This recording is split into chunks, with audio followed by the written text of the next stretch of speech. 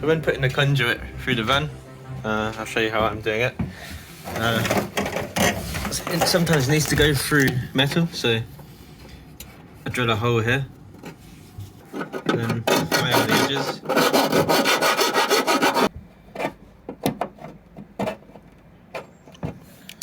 Okay, 32. We'll render it. Export it. Import it to 30mm. Good.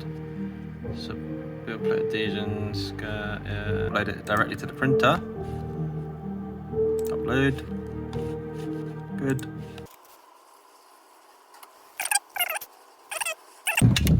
Print is complete.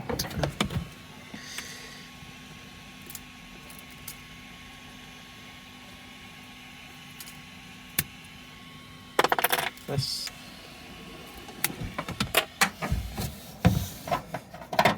Yeah, it's better.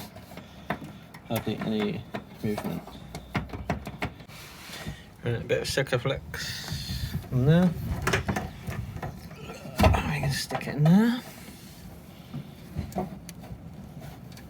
A nice little entrance.